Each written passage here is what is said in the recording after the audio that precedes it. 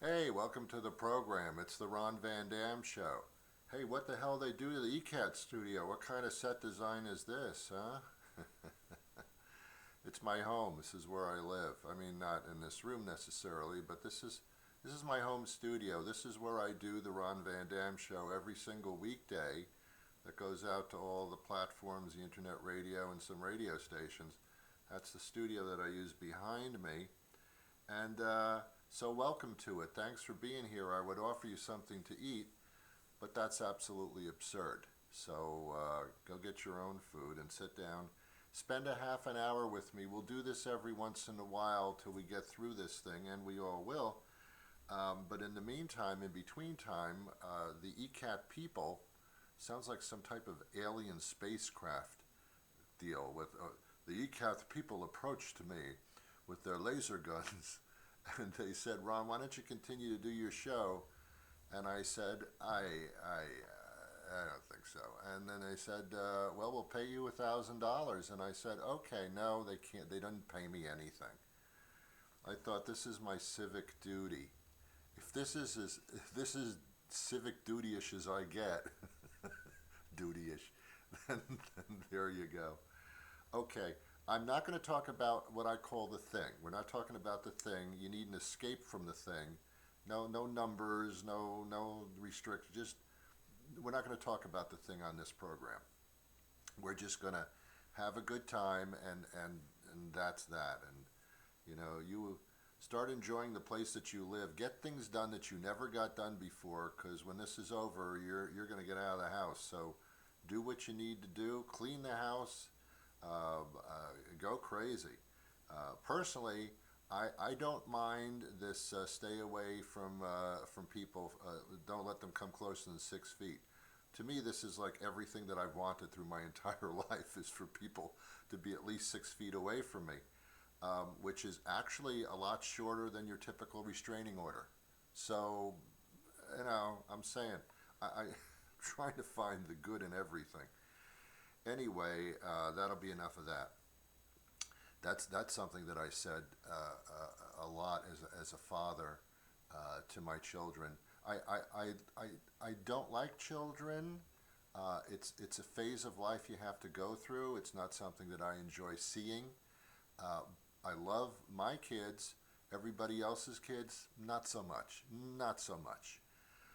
I remember saying to my kids, which every father says to his kids, "That'll be enough. Okay, that'll be enough. That'll be enough."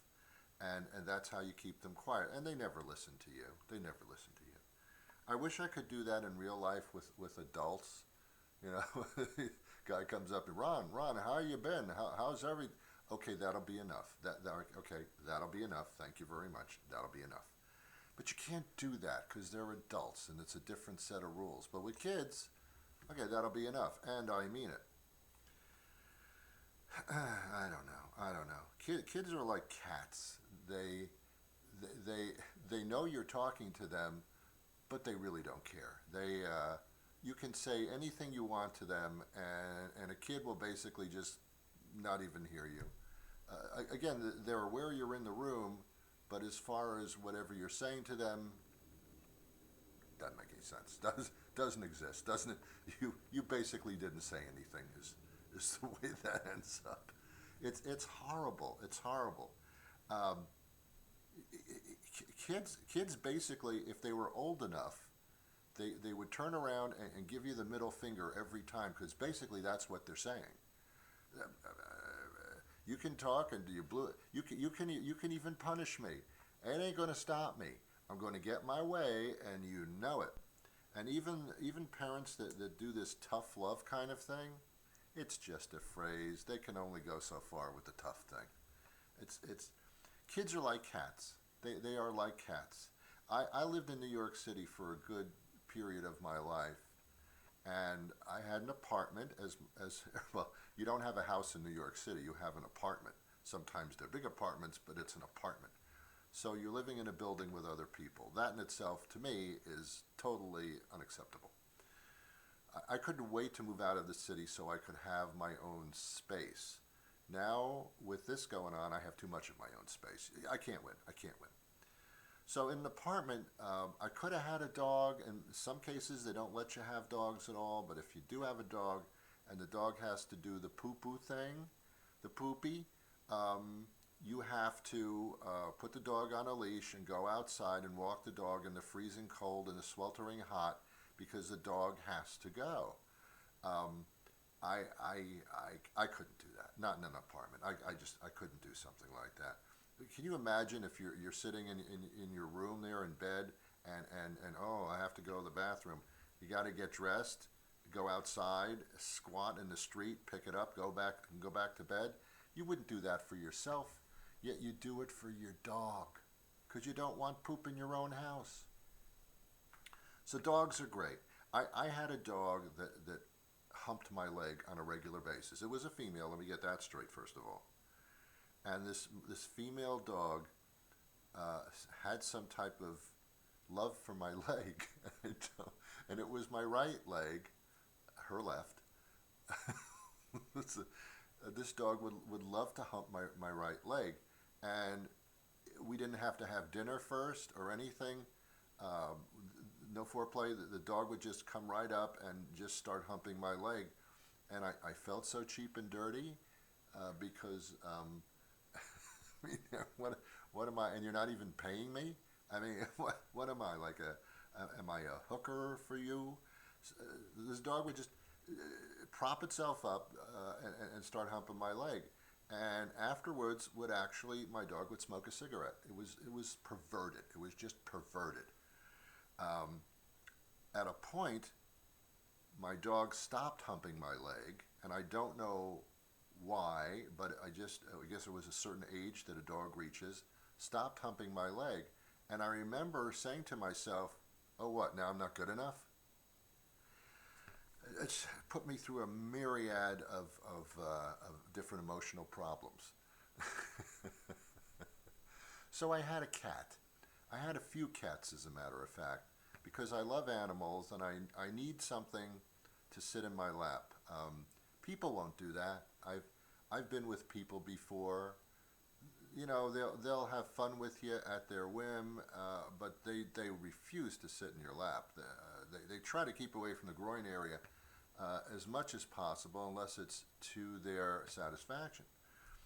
But my cat used to just rub up against me and love to sit in my lap, and I thought, well, this is real love that I can't get from a human being. And they're soft. People aren't soft. There's no. I mean, mentally they are, but they are not soft. You don't cuddle up with your significant other and say to them, "You're very soft." It's you just don't do that. They are not soft.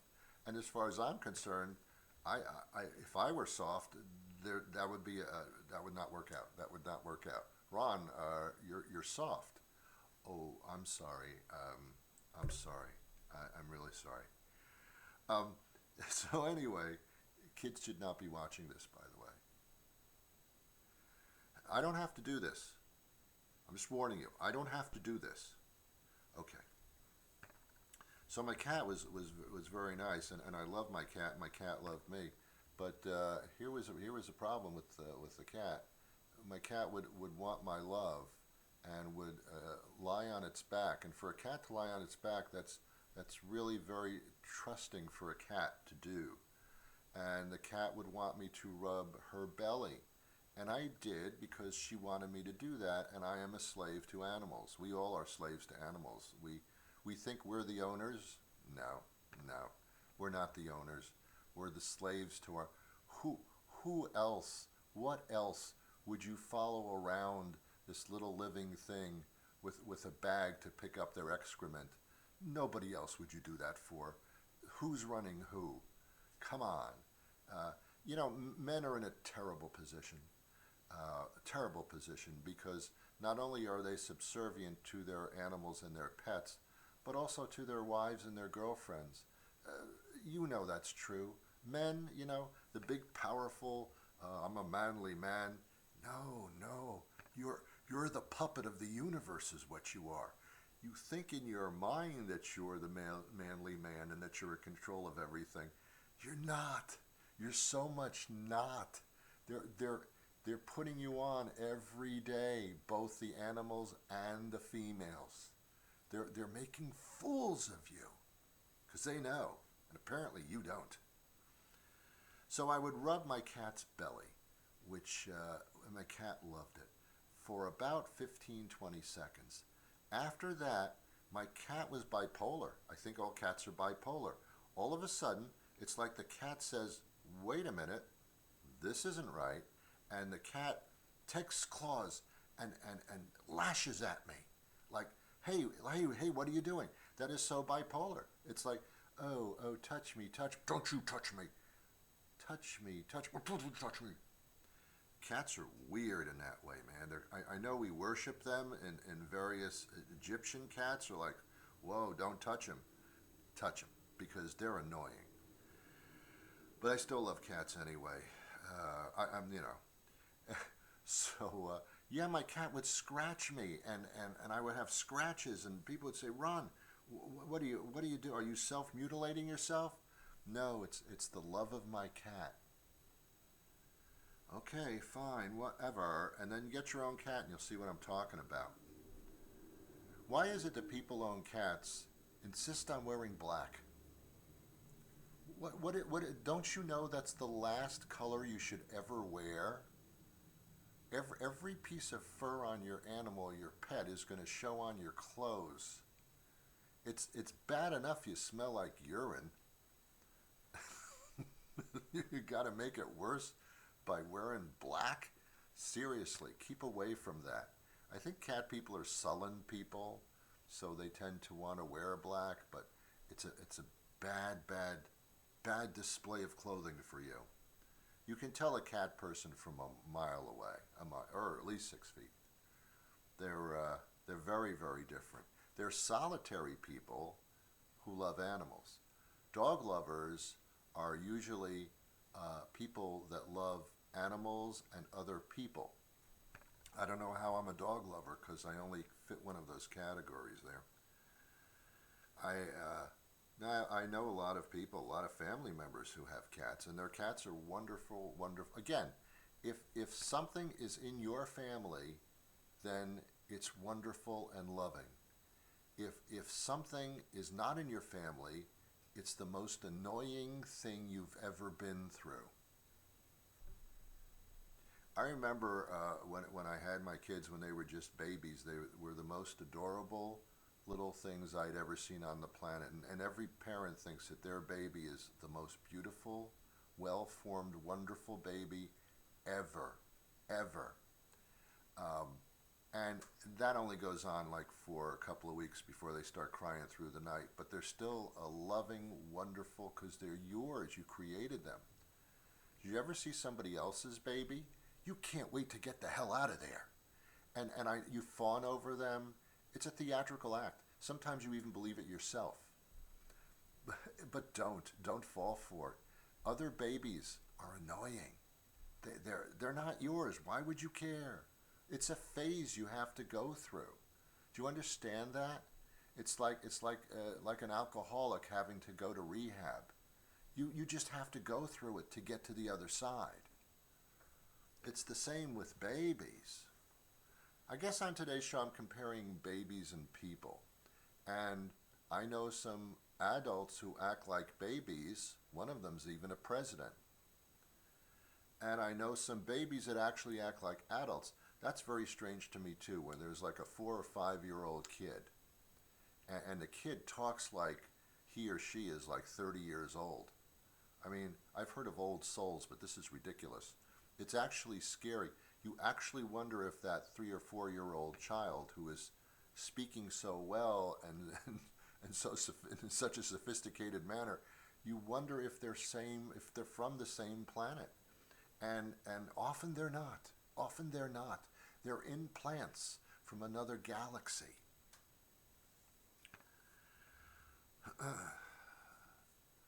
Yeah. The worst thing are children in movie theaters. Don't bring your child to a movie theater, and don't bring your child to a restaurant. There should be a sign in front of the restaurant that says, "No children." under the age of 30. Really, I'm serious. Come on. At what age do you stop being annoying? 27 maybe? Maybe 20. I think 27. All right. It's, you know I'm right. Went to, well, I know that you're supposed to do takeout from restaurants to help support them, but I can't see what they're doing. I used to be paranoid when I used to go to restaurants. I went to a restaurant locally here, and I won't mention the name of the restaurant because that wouldn't be smart on my part. But I went to a restaurant, and I was there with my friend who is an attorney, and that's not why I'm friends with him. Not just because he's an attorney. So we're having it's a couple, he and his wife, me and my wife, and we're sitting there, we're having dinner. We order the food, and my food comes over. They put in front of me, and it's actually like the chicken's almost raw, and I figure this is a restaurant. They shouldn't be serving raw chicken on us. I certainly can't eat this. So I called the waiter over with my hands. I don't know if they like that or not. I don't think they like to be beckoned like I'm the King of England and I'm calling one of my jesters over before I behead them. I don't know if they like that. But if you want a tip, you got to go through it. You do. So the guy comes over and I said that the chicken is not fully cooked. And he looks at me and he says, I apologize. I will bring it back to the chef. And the attorney I'm sitting with, he says to me, Ron, I got to tell you something. I used to work in a kitchen, and I'm not saying you shouldn't have returned that chicken because you definitely can't eat chicken that's not cooked. That's dangerous.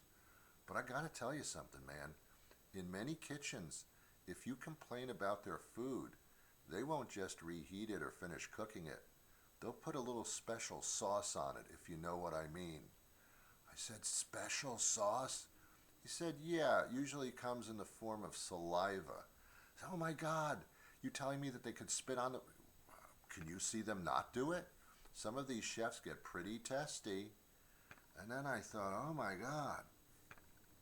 I was watching and by the way, the chicken came back, and I was horrendously sick for 2 weeks after. I'm kidding, I wasn't sick. I remember watching cooking. I like to watch cooking shows because I love to cook. I'm a closet chef that works outside of the closet, and I actually love to cook, and I let everybody know it. I love to cook, especially these days where it actually takes time. It takes time. It can be creative. It's pretty cool, in that sense. So I love to cook, and so I watch a lot of cooking shows, Food Network, the Cooking Channel, things like that. And they had this one series where the chef is saying to the camera, and they're making the dishes right in front of you in the back of the restaurant, in the restaurant kitchen. And the chef has got saute pans, and there's like 10 burners on the stove and sauteing things. It's a Louisiana chef, it happens to be, but it doesn't really make any difference. And he's sauteing up the meat and the vegetables, and it looks really, really good, and putting, the stuff in it and the sauces. But he's starting. I've noticed this because it was a close-up shot, closer than I am to you here. A bead of sweat came down from his hairline and started going down the front of his face, and then to the tip of his nose. And I was fixated on that little drop of sweat. And it let go from his nose, and it did a free fall from the bridge of his nose into the saute pan and probably died there. And I'm thinking, oh my God, is this what happens in restaurant kitchens? Do they sweat, and then the sweat like drops into the saute pan, into the food? Yes, it probably does. Some chefs wear like headbands. I thought that was just to be cool. It's to stop the sweat from rolling off their foreheads. So next time if I eat a dish at a restaurant and it's too salty, is it salt or is it this. This is the problem when you become paranoid, when your mind is overactive. This is what happens. It can happen to you too, and it probably will. So how are you spending your time here during this incredibly weird thing? And we will get to the other side of it. You just got to stay healthy. You know, if not, it's a lot harder. But you know, what are you doing? What are you doing? I take a walk every day around the block. I am so freaking bored of where I live now. I used to enjoy my neighborhood. I kind of still do. It's just that I know every little rock lying on the ground. I mean, it's just becoming crazy as far as that's concerned. I would love it if something happened in the street that would, like, something, maybe a shopping bag breaks and I don't know, something, you know, to anyway, my floors have never been cleaner. I'm cleaning my floors. My countertops are beautifully glistening and shiny because I do love to cook and I love to keep the kitchen clean. But I'm being very efficient all of a sudden.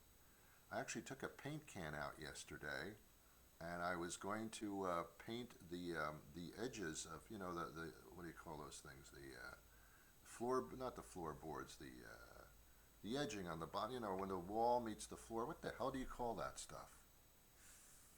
Molding. What a horrible name for that. Molding, and mold. Ew.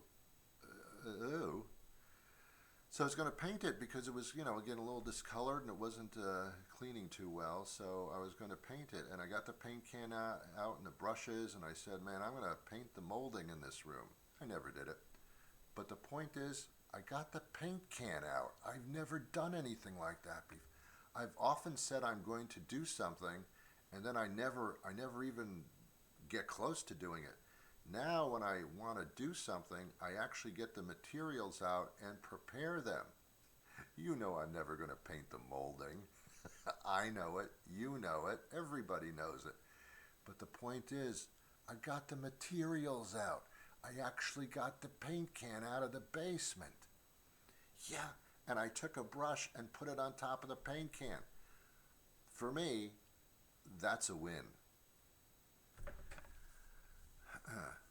I'm getting great enjoyment out of washing my floors, and I don't know why. I have hardwood floor, and I don't know what other kind of wood there is.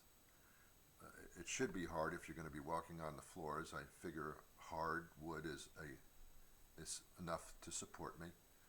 So I got out a bucket and a mop, and one would say, Ron, for you, that's pretty much it. But I actually dipped the mop in the bucket and started washing the floors.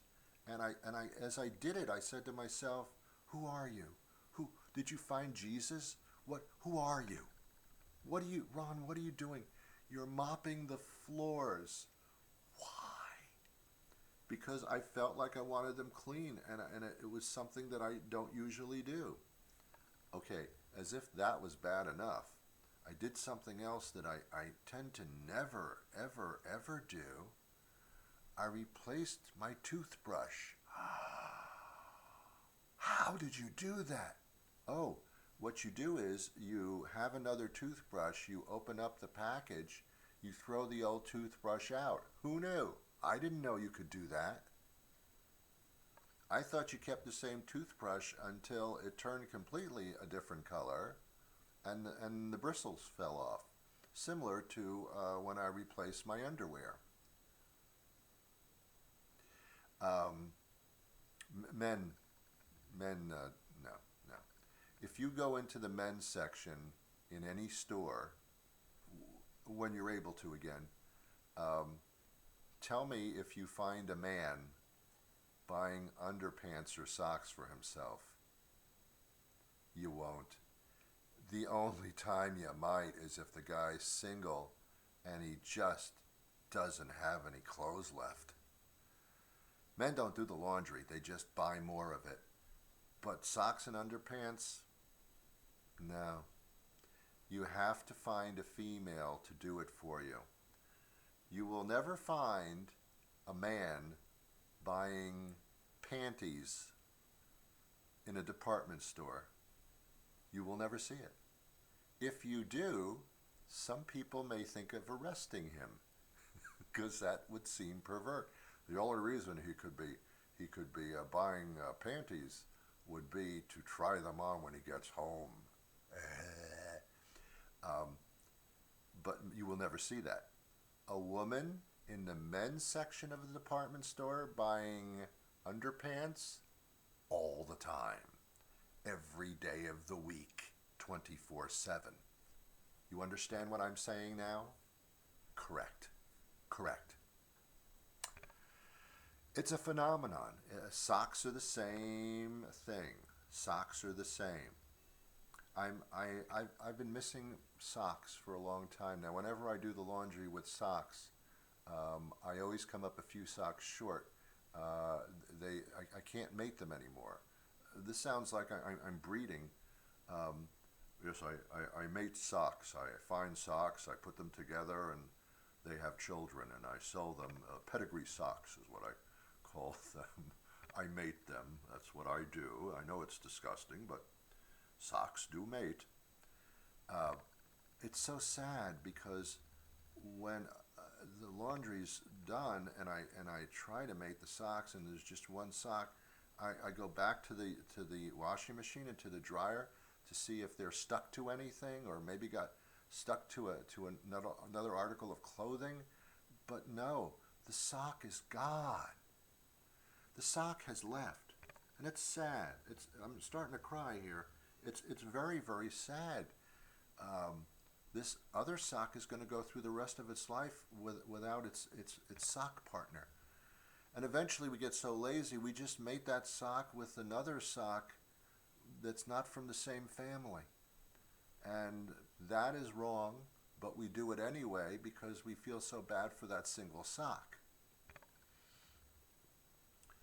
I went to the supermarket and I was getting a carton of milk, and on the side of the carton of milk was a picture of my lost sock. It's the only way to get the word out. Sad. It's very, very sad. So sad. That's why I tend not to do the laundry.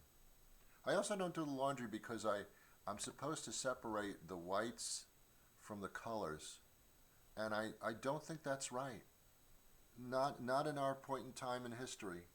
I know that the colored can run into the whites and discolor the whites. This all sounds so wrong. When you talk about it in the sense of laundry, people go, yeah, definitely. But if you talk about it and it's not laundry, oh my God, there's something wrong with you. Catch up with the times. That's awful. All right, we're out of time. Okay, that'll be enough. Okay, kids, that'll be enough. that will be enough. That'll be enough. We'll do this again very, very soon.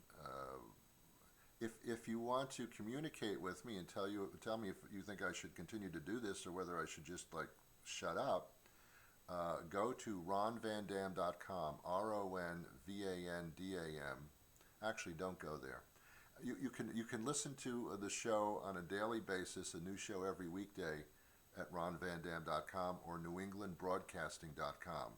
Give that a try. Write that down, newenglandbroadcasting.com or ronvandam.com, RONVANDAM.com, and listen.